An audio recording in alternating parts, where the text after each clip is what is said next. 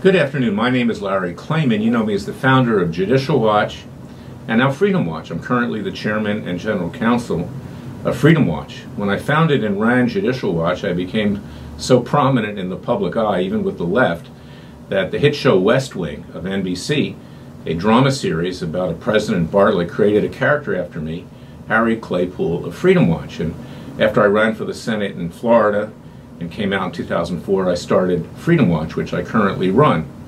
I want to tell you a little story which I think you'll find interesting, is that when I was running Judicial Watch and I just became known, the Washington Post tried to destroy me like it's trying to destroy President Trump and the people around him and conservatives in general.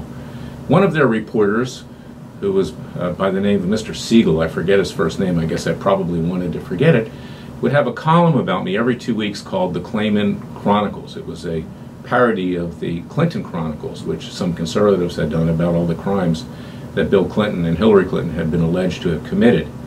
And they smeared me. They smeared me, they smeared my kids. There was no balance.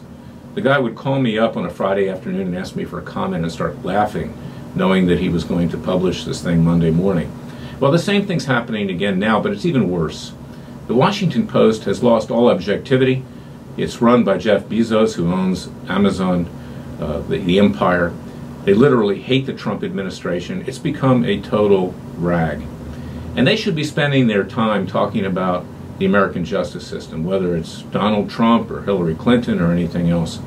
And it is a travesty that other countries in the world, including Israel, including South Korea, and I did another YouTube today with regard to North Korea, that their justice system actually is more responsive to corruption by government officials than our own.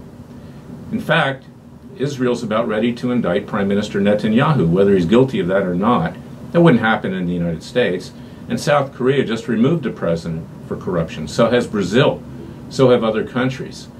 And that's what the Washington Post should be focusing on. Not fake scandals like this Russian connection thing, but real corruption in government. And they need to get back to being the nation's capital premier paper, because they're not anymore. Basically, they're a piece of trash. Their credibility is lower than the National Enquirer, and frankly, the National Enquirer is quite above the Washington Post in many respects in that regard. So that's my message for today, Washington Post. Start to behave responsibly. Start to actually talk about real corruption, not phony scandals like this so-called Russian collusion or connection or whatever you want to talk about it, and stop trying to destroy people. I know what it's all about. I have a thick skin. I went through it every 2 weeks and beyond that from the Washington Post. And it's no coincidence that the lawyers of the Washington Post, Williams and Conley, David Kendall, also represent the Clintons. It's a corrupt town. It's more than a swamp. Frankly, it's a cesspool. And we're here at Freedom Watch to help clean it up, because frankly, our Attorney General and the Justice Department are not doing their job. They occasionally come out with something that looks good.